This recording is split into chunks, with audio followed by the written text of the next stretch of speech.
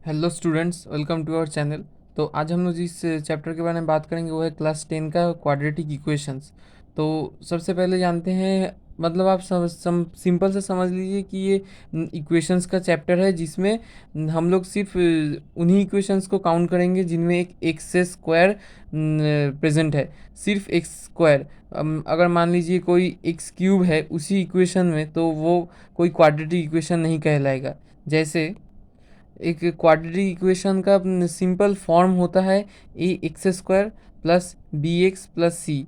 यहाँ पर A not equals to zero होना चाहिए, तब भी ये है एक क्वाड्रेटिक इक्वेशन का प्रॉपर एग्जांपल। सो एक एग्जांपल से देखते हैं। X square plus x minus 13 equals to zero. तो आप यहाँ पर देख सकते हैं, हमारे पास एक्स स्क्वायर है, जो ए एक्स स्क्वायर के बदले बी एक्स है, वहाँ पर एक्स है, और सी के बदले 13 है। 13 नहीं, माइनस 13 है। तो A equals to 1, B equals to 1 और सी इक्वल्स टू माइनस 13। तो ये हमारा एक क्वाड्रेटिक इक्वेशन हो गया। अगर एक इक्वेशन होगा, सपोज़ आपको ऐसा कोई इक्वेशन दिया गया है, इनमें इसमें कहा है कि आप बताइए कि ये एक क्वाड्रेटिक इक्वेशन है या नहीं, मतलब quadratic equation with one variable है या नहीं। तो आप पहले यहाँ पर देखेंगे 7x⁵ माइनस इस x को मल्टीप्लाई कर दीजिएगा तो एक्स स्क्वायर माइनस 2x। तो अब आप यहाँ पर देखिए, यहाँ पर एक्स स्क्वायर है, लेकिन यहाँ पर एक x⁵ है, जो कि अगर आप इस इक्वेशन के मुताबिक कुछ बैठाना चाहे या मिलाना चाहें तो हमें हमें कुछ नहीं मिल रहा है। तो इसका मतलब ये क्वाड्रेटिक इक्वेशन नहीं है। तो ऐसे होते हैं क्वाड्रेटिक इक्वेशंस इस चैप्टर के लिए सिर्फ। तो अब कुछ मैथ्स देखते हैं quadratic equation related. For example, in a school, students of class 9 and 10 give total amount of money 824 rupees, and students of class 10 give same amount of money 50 paisa everyone, and class 9's all students give 1 rupees. So now the question will be, what is the quadratic equation here? So first हम लोग assume कर लेंगे कि एक चीज़ मैं लिखना भूल गया कि class 9 has 8 more students than class 10। अब हमें एक भी कोई भी एक चीज़ एज्यूम करना पड़ेगा, कौन एक्स होगा। तो आप यहाँ पर देखिए, class 9 has 8 more students than class 10, मतलब क्लास 10 का छोटा होगा। तो हम लोग पहले क्लास 10 का स्टूडेंट नंबर एज्यूम करेंगे। तो पहले let students number of student in class 10 will be is x. और मैं यहाँ पर स्टूडेंट का शॉर्ट फॉर्म में लिख रहा हूँ, आप फुल फॉर्म में लिखना। तो अब क्लास 9 के स्टूडेंट्स का नंबर होगा एक्स प्लस 8, बिकॉज वो लोग 8 ज़्यादा हैं, तो एक्स प्लस 8। अब हमें कहा गया है कि हर एक स्टूडेंट ने 50 पैसे करके दिया है। तो एक स्टूडेंट ने यहाँ पर दिया है 1 रुपया, क्लास 9 वाले। तो क्लास 9 का टोटल पैसा होगा x plus 8 into 1 is equals to x plus 8 rupees. और हमारे क्लास 10 के स्टूडेंट्स ने टोटल दिया है 50 पैसा। तो 50 पैसा मतलब 1 रुपये के हाफ। तो हम लोग वो करेंगे एक्स इंटू 50 इंटू सॉरी पैसा। तो ये हो गया हमारा एक्स इंटू हाफ रुपीज़। तो हम लोग इसे लिखेंगे x/2 रुपीज़। अब हमारा जो इक्वेशन होगा, यहाँ पर हमने पहले ही कहा कि उन्होंने टोटल दिया है 1824 रुपीज़। तो इसका मतलब ये जो क्लास 10 से टोटल जो उठा है और क्लास 9 से जो हमें मिला है, इन दोनों का अगर हम लोग ऐड कर देंगे तो हमें मिल जाएगा 1824। तो हम लोग करते हैं। तो ये रहा x/2 plus x plus 8 equals to 1824। तो हम लोग यहाँ पर अब इसे सॉल्व नहीं करेंगे, बस इसे थोड़ा सा कर देंगे ताकि ये एक x square plus B x plus C का फॉर्म आ जाए। तो x plus 2x plus 16 is equal to 1824 into 2। तो यहाँ पर 3x प्लस 16 और एक बात, ये मैथ थोड़ा सा मैंने क्वेश्चन गलत लिख दिया है, तो यहाँ पर हमें कोई एक्स स्क्वायर मतलब A x square plus B x plus C का फॉर्म नहीं मिला है, तो मैं एक और मैथ कर रहा हूँ, उसमें हम लोग देखेंगे पूरा फॉर्म। तो ये नया वाला मैथ है, लेकिन length of a rectangular field is 36 more than the breadth and the area of the field is 460 square kilometre. तो हम लोग यहाँ पर देखते हैं कि length of the field is 36 more than, मतलब यहाँ पर छोटा है हमारा ब्रेथ, तो हम लोग पहले विड्थ को एज्यूम करेंगे x सेंटीमीटर, और नहीं सॉरी किलोमीटर, और फिर हमारा जो लेंथ होगा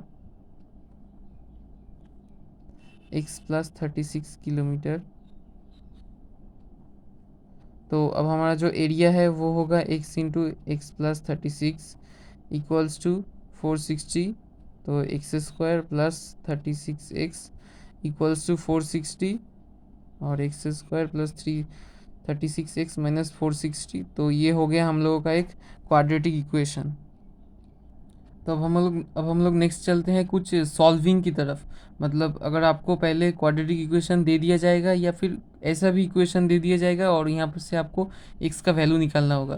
तो अब आप जब भी कोई इक्वेशन देखेंगे तो मतलब मान लीजिए कोई आप ऐसा इक्वेशन देख रहे हैं, इसमें कोई सिमिलैरिटी है, तो आप किसी एक को एज्यूम कर लेंगे। Suppose x minus three by x plus three equals to A. तो अब हमारे यहाँ पर हो जाएगा a माइनस 1/a प्लस 6। तो a माइनस 1/a प्लस, अब आप इसको एक नॉर्मल सॉल्विंग कीजिएगा और फिर फैक्टराइज करेंगे। तो पहले a स्क्वायर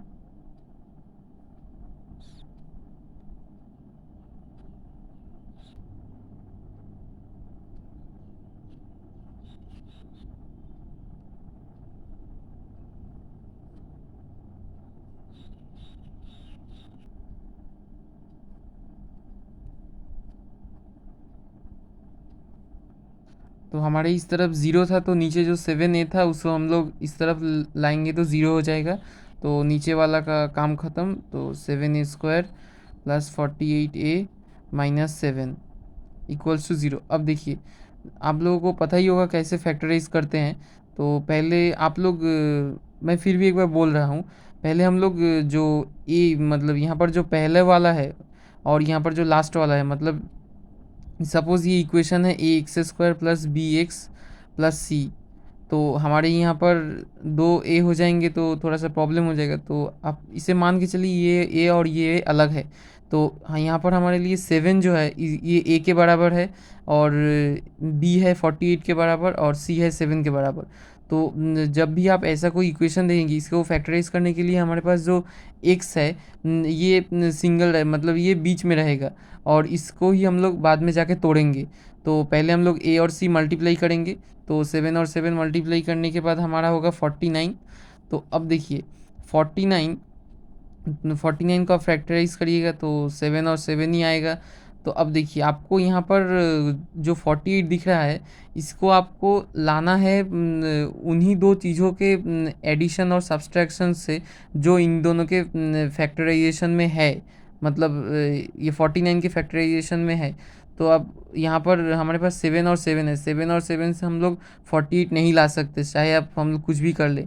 तो यहाँ पर लाने के लिए, और एक बात, जब आप इसको साइन देखेंगे, इसका साइन अगर माइनस है मतलब यहाँ पर जो आएगा उसके लिए हमें सब्सट्रैक्ट करना पड़ेगा। और अगर इन दोनों के साइन प्लस है तब तो कोई बात नहीं, तब यहाँ पर प्लस होगा मतलब एडिशन होगा। तो यहाँ पर हमारा जो होगा वो है 7a square plus 49a minus a minus 7 equals to 0। अब देखिए आप जो लाए, तो यहाँ पर जो दो नंबर्स है मतलब 49 है और यहाँ पर ए के पहले 1 है। तो 49 और 1 मल्टीप्लाई करने से अगर 49 ही आता है तो इसका मतलब आपने यहाँ पर जो लिया है ये सही लिया है। तो अब यहाँ पर आप कॉमन लेंगे। तो पहले हम लोग 7a कॉमन लेते हैं, ओ सॉरी 7 नहीं, यहाँ पर a प्लस 7, और यहाँ से हम लोग के पास कुछ नहीं है तो हम लोग यहाँ से 1 कॉमन लेंगे, 1 आई मीन ए, और यहाँ से माइनस निकल जाएगा तो ये माइनस बदल के प्लस हो जाएगा। 7 इक्वल्स टू 0, तो इन दोनों से हम लोग कॉमन लेंगे a प्लस 7 और बचा रहा 7a-1 इक्वल्स टू 0। अब हमारे पास a प्लस 7 इक्वल्स टू 0, मतलब a इक्वल्स टू -7 और 7a equals to 7a-1 equals to 0, तो हमारा हो गया 7a equals to 1, a equals to 1/7। तो हम लोगों ने पहले लिया था a इक्वल्स टू x-3/x+3, तो हम लोग उस वैल्यू को यहाँ पर लाएंगे, x-3/x+3 इक्वल्स टू -7। तो अब यहाँ से हम लोग सॉल्व करेंगे बाकी पोर्शन। 7-3 इक्वल्स टू -7x-21, तो 7x इस तरफ चलाएगा, 7x plus x equals to -21 plus 3, 8x is equal to -18, x is equals to -18/8। इसको हम लोग 2 से काटेंगे तो 9 और नीचे 4, तो ये हो जाएगा -9/4। और एक चीज़ यहाँ से भी आएगा x का एक वैल्यू, x-3/x+3 यहाँ पर हम लोग देंगे तो 1/7, तो 7x-21 equals to x plus 3, तो 7x-x इक्वल्स टू 21 प्लस 3, तो ये हो गया हम लोगों का 6x और 24, x इक्वल्स टू 4। तो हमारे पास यहाँ पर x का दो वैल्यू है, -9/4 और 4।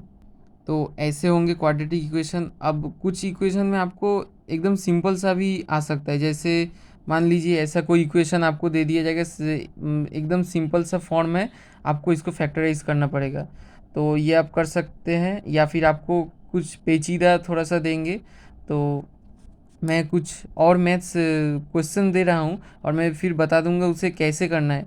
फार्दर कैलकुलेशन आप खुद कर लीजिएगा, नहीं तो बहुत लंबा हो जाएगा वीडियो।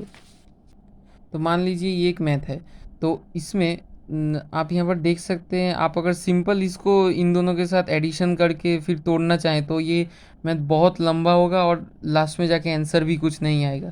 तो इस मैथ्स के लिए आपको सिंपल जो ये 2c है इसको तोड़ना पड़ेगा। जैसे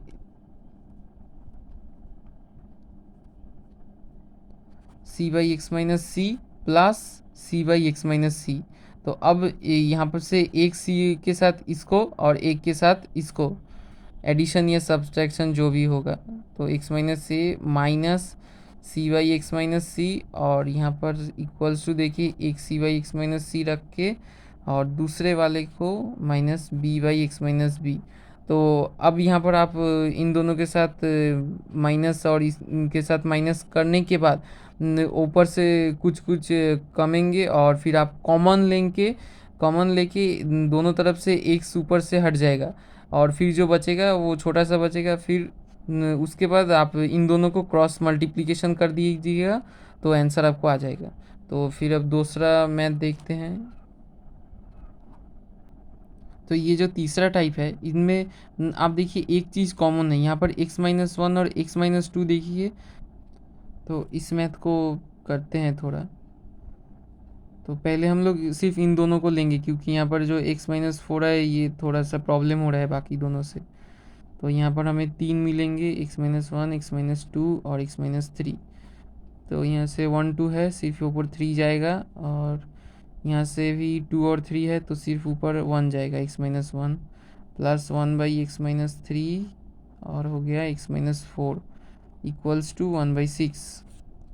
तो आगे हो गया हमारा नीचे x-1, x-2 और x-3, ऊपर हो गया 2x-4, तो ऊपर हो गया हम लोग का x-2, तो नीचे हो गया x-3 और x-4 इक्वल्स टू 1/6। तो ऊपर है हम लोगों का 2 से x-2 हम लोग ले लेंगे तो x-1 और x-2 x-3, तो यहाँ से x-2 कट गया तो बचा रहा हम लोग के पास x-3 और x-4।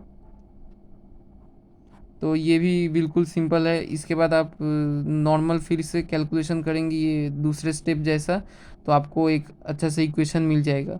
उसके बाद क्रॉस मल्टीप्लिकेशन करना पड़ेगा ये सॉल्व करने के बाद, मतलब सिर्फ एडिशन करने के बाद आपको जो मिलेगा फ्रैक्शन उसके साथ इस वाले को क्रॉस मल्टीप्लिकेशन कर दीजिएगा तो आपको मिल जाएगा इक्वेशन सॉल्व करने के लिए। तो अब चलिए बढ़ते हैं कुछ और मैथ्स की तरफ जो हम लोगों ने पहले किया था इसके पहले। तो यहाँ पर हम लोग सिर्फ एक ही मैथ करेंगे, क्योंकि अगर और मैथ करेंगे तो ज़्यादा टाइम लग जाएगा। मैं फिर भी क्वेश्चंस आपको दे दूँगा, आप प्लीज़ खुद से ट्राई कीजिए, क्योंकि ये मैथ ज़्यादा इम्पॉर्टेंट है एग्ज़ाम के लिए। मतलब ये इन टाइप के मैथ्स ही ज़्यादा आ सकते हैं, तो इन टाइप के मैथ्स कुछ ज़्यादा प्रैक्टिस कीजिएगा। तो पहले हमारा क्वेश्चन है, a person travel 84 kilometre with he cycle. After this he observe that if he travel with 5 kilometre more speed then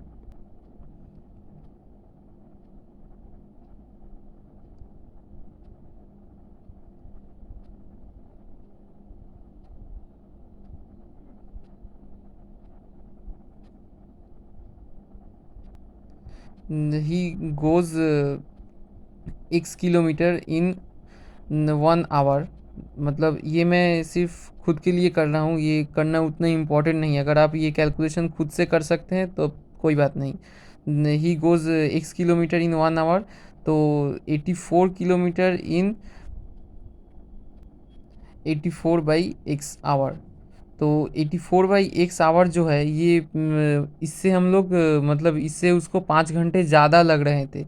अब जब वो 5 किलोमीटर पर आवर के ज़्यादा स्पीड से जा रहा है तब उसका स्पीड होगा x+5 किलोमीटर पर आवर। तो अब उसे टाइम लगेगा x+5 किलोमीटर जाने में उसे टाइम लगता है 1 आवर। तो 84 किलोमीटर जाने में उसे टाइम लगेगा 84/x+5 किलोमीटर, मतलब सॉरी आवर। तो जो ये 84/x+5 किलोमीटर पर आवर है इसके वक्त उसे 5 घंटे कम लग रहे हैं। मतलब यहाँ पर उसके 5 घंटे कम लग रहे हैं, मतलब इसके उसके टोटल जर्नी में बहुत कम समय लगा है इससे। इसका मतलब ये वाला जो समय है ये ज़्यादा बड़ा है इससे। तो हमारा जो इक्वेशन होगा वो होगा 84/x minus 84/x+5 equals to 5। तो अब आगे आप सॉल्व कर सकते हैं नॉर्मल इसको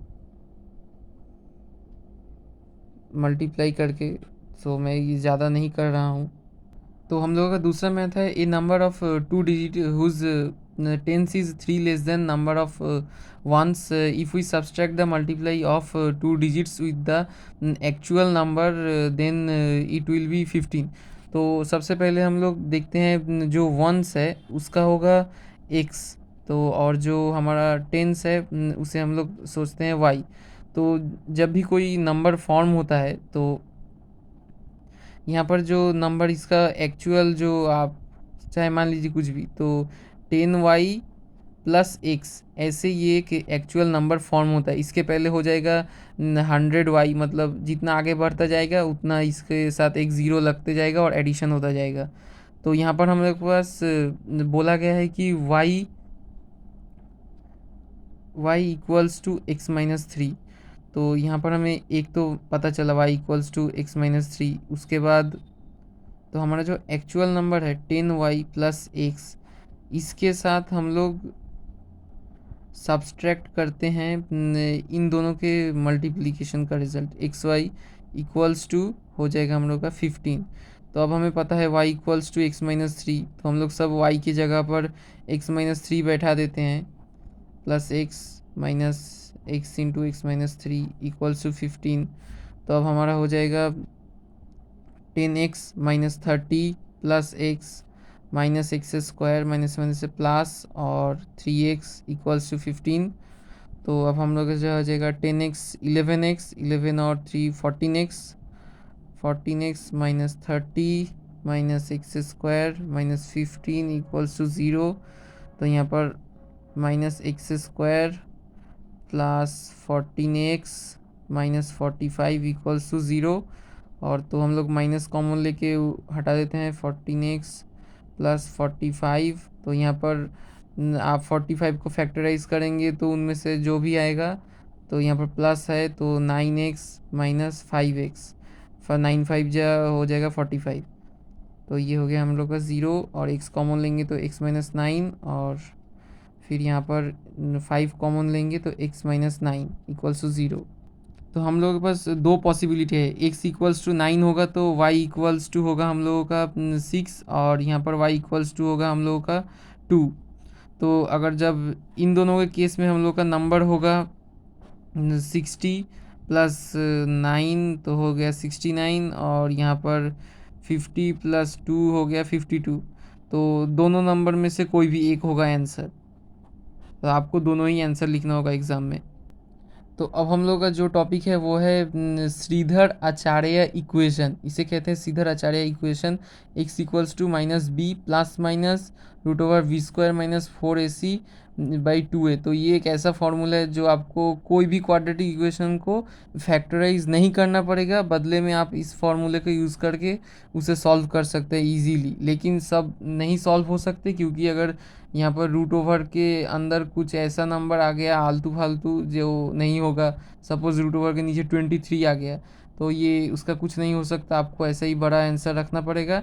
या फिर आपको क्वेश्चन बोला जाएगा कि एक इक्वेशन देके कि उसके सीधा आचार्य फार्मूला से सॉल्व कीजिए और फिर आंसर बताइए, या फिर आपको कोई क्वेश्चन दे दिया जाएगा जैसे हम लोग इसको किए हैं।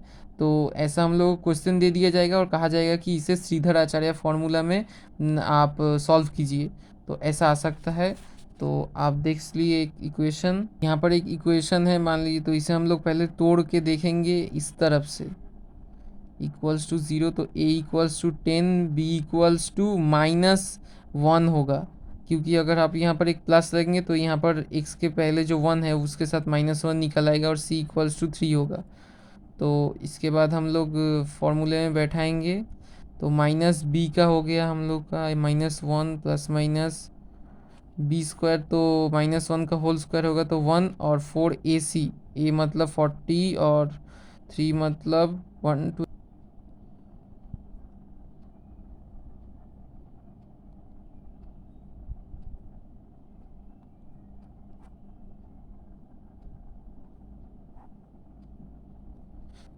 शायद लगता है मैंने कुछ इक्वेशन में गलत लिख दिया है, फिर भी आपको जो आंसर आ रहा है आप यहीं रख दीजिए। अगर यहाँ पर कुछ अच्छा आंसर आ गया, मान लीजिए 1 plus minus root over 169 by 20, तो x इक्वल्स टू यहाँ पर आप दो रकम से सॉल्व करेंगे, एक पहला लेंगे तो 169 का हो जाएगा 13 और हमारे नीचे 20, फिर यहाँ से आप सॉल्व कर दीजिएगा, या फिर 1 माइनस 13 बाई 20, तो ऐसे आ सकता है। इन दोनों तरह से सॉल्व करके x का दो वैल्यू आएगा। तो ये हो गया हम लोग का एक और टॉपिक। और फिर एक और है, कोई भी इक्वेशन का एक रूट होता है। मान लीजिए ये जो इक्वेशन है इसमें जो रूट होंगे, सपोज दो रूट है, रूट मतलब जो हम लोग यहाँ पर जो इक्वेशंस करते हैं तो इसको आप सॉल्व करेंगे तो एक आंसर आएगा। एक सपोज पहले वाले मैथ्स को देखते हैं, जैसे यहाँ पर हमें एक इक्वेशन मिला है, तो मान लीजिए ये यहाँ पर नहीं है, तो हमारे पास एक्स का मतलब ये जो वाई का वैल्यू है ये हम लोग छोड़ दीजिए, मान लीजिए ये नहीं है, तो एक्स का हमें क्या मिला है, दो वैल्यू मिला है 9 और 5। तो ये दोनों एक्स के ये दोनों वैल्यू होंगे इस इक्वेशन के रूट, अगर इस इक्वेशन में सिर्फ एक्स है तो इसे हम लोग रूट कहते हैं। तो कोई भी रूट जो होता है उनका एक प्रॉपर्टी होता है। मान लीजिए इस इक्वेशन के दो रूट है अल्फ़ा और बीटा, तो अल्फ़ा प्लस बीटा मतलब दोनों रूट को अगर आप एडिशन करेंगे तो जो आंसर आएगा वो होगा -b/a, और दोनों रूट्स को मल्टीप्लाई करेंगे तो आपको आंसर आएगा c/a। यहाँ पर से c/a, तो कोई भी इक्वेशन को देख के आपको इसको सॉल्व करने को कहा जा सकता है कि अल्फ़ा बीटा का वैल्यू बताओ या कुछ भी। तो ये एक इम्पॉर्टेंट फार्मूला है बहुत। और एक चीज़, मान लीजिए आपको कुछ भी दिया जाएगा, ये जो b² - 4ac है, ये b² - 4ac इक्वल्स टू अगर ज़ीरो होता है तो इसका मतलब उस इक्वेशन का जो रूट्स है वो रियल वैल्यू एंड इक्वल होंगे। मतलब ये एक प्रॉपर्टी है। अगर आपको क्वेश्चन में बता दिया जाएगा कि एक इक्वेशन का वैल्यू रियल और इक्वल है, मतलब रूट्स का वैल्यू रियल और इक्वल है, रियल मतलब +1 +2 +3, माइनस नहीं होगा, और इक्वल मतलब तो आपको पता है, तो b² - 4ac = 0 होगा उसके लिए। उसको हिसाब से भी आप कोई भी मैथ कर सकते हैं। मतलब ये इन चीज़ को सबसे इम्पोर्टेंट यहाँ पर ये है, इससे ही सबसे ज़्यादा आंसर मतलब क्वेश्चन आते हैं। और कुछ है जो b² - 4ac > 0 होने पर ये जो इसके रूट्स होंगे वो रियल होंगे लेकिन अनइक्वल होंगे। और एक ये भी काम में आता है ज़्यादा। और एक होता है b² - 4ac <0 इसके ख्याल से अनरियल होंगे, मतलब -1 -2 ऐसे होंगे और होंगे। तो इसके लिए इतना ही। मैं देखता हूँ अगर कोई मैथ है तो मैं अभी लिख रहा हूँ। तो मान लीजिए कोई मैथ आपको दे सकता है कि if a equations roots are alpha and beta, then equation is 5x² + 2x - 3 = 0। तो फिर alpha square plus beta square का वैल्यू क्या होगा? तो इसको आप simple alpha plus beta whole square -2 alpha beta. अब आप यहाँ से अल्फ़ा और बीटा का वैल्यू निकालेंगे, मतलब अल्फ़ा प्लस बीटा का वैल्यू और अल्फ़ा बीटा का वैल्यू निकाल के इसके जगह पर रख देंगे, मतलब पुट कर देंगे वैल्यूज़, तो आपको आंसर मिल जाएगा। तो आज के वीडियो के लिए बस इतना ही। मिलते हैं अगले वीडियो में, तब तक के लिए गुड बाय।